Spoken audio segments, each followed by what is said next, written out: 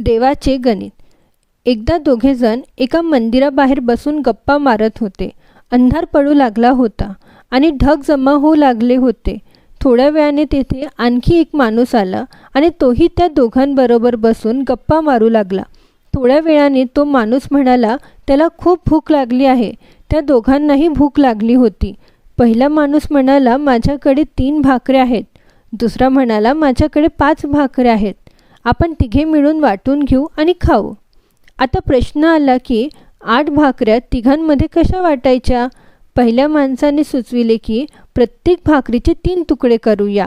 अर्थात 8 भाकऱ्यांचे 24 तुकडे होतील आणि आपल्या तिघात 8-8 तुकडे समसमान वाटले जातील. बाकी दोघांना त्याचे मत पटले आणि 8 भाकऱ्यांचे 24 तुकडे करून प्रत्येकाने 8-8 तुकडे खाऊन भूक शांत केले आणि मग पावसामुळे मंदिराच्या आवारातच ते सारे झोपी गेले. सकाळी उठल्यावर तिसऱ्या माणसाने पहिल्या दोघांचेही आभार मानले आणि भाकरीच्या 8 तुकड्यांबद्दल प्रेमाची भेट म्हणून त्या दोघांना 8 सुवर्ण मुद्रा देऊन तो आपल्या घरी गेला.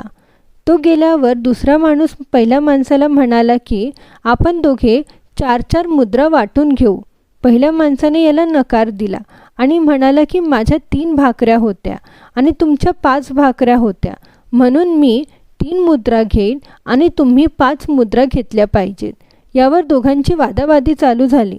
यातून समाधानकारक मार्ग काढण्यासाठी ते दोघे मंदिराच्या पुजाऱ्याकडे गेले आणि त्यांनी आपली समस्या सांगितली व ती सोडविण्याची प्रार्थना केली. हे दोघेही दुसऱ्याला जास्ती देण्यासाठी भांडत आहेत हे पाहून पुजारी पण चक्रावून गेला. त्याने त्या दोघांना सांगितले की या मुद्रा माझ्यापाशी ठेवून जा आणि मला विचार करायला वेळ द्या. मी उद्या सकाळी उत्तर देऊ शकेन. पुजाऱ्याला खरे तर दुसऱ्या माणसाने सांगितलेली 3 व 5ची वाटणी ठीक वाटत होती, पण तरीसुद्धा तो खोलवर विचार करीत होता. विचार करता करता त्याला गाढ झोप लागली. थोड्या वेळात त्याच्या स्वप्नात देव प्रकट झाला. तेव्हा पुजाऱ्याने देवाला सर्व घटना सांगितली आणि सुयोग्य मार्गदर्शन मिळावे अशी प्रार्थना केली. माझ्या दृष्टीने 3 व 5 अशी वाटणीच उचित आहे असेही त्याने देवाला सांगितले. देव पुन्हा एकदा हसला आणि म्हणाला, यात काही शंका नाही की पहिल्या माणसाने आपल्या 3 भाकऱ्यांचे 9 तुकडे केले, परंतु त्या 9 पैकी त्याने फक्त 1 वाटला आणि 8 तुकडे स्वतः खाल्ले. म्हणजेच त्याचा त्याग भाकरीचा फक्त 1 तुकडा एवढाच होता, म्हणून तो फक्त 1 मुद्रेचा हक्कदार आहे. दुसऱ्या माणसाने आपल्या 5 भाकऱ्यांचे 15 तुकडे केले, ज्यातले त्यांनी स्वतः 8 तुकडे खाल्ले आणि 7 तुकडे वाटून दिले, म्हणून न्यायधर्मानुसार तो 7 मुद्रांचा हकदार आहे. हेच माझे गणित आहे आणि हाच माझा न्याय आहे. देवाच्या न्यायाचे हे अचूक विश्लेषण ऐकून पुजारी नतमस्तक झाला. गोष्टीचे तात्पर्य, आपली परिस्थितीकडे बघण्याची, ती समजण्याची दृष्टी आणि ईश्वराचा दृष्टिकोन हे एकदम भिन्न असतात. आपण ईश्वराची न्यायलीला जाणण्यात, समजण्यात अज्ञानी आहोत.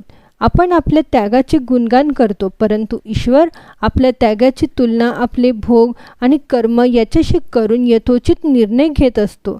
हे महत्त्वाचे नाही की आपण किती श्रीमंत आहोत. महत्त्वाचे हे आहे की आपल्या सेवाभावी कार्यात त्याग किती आहे.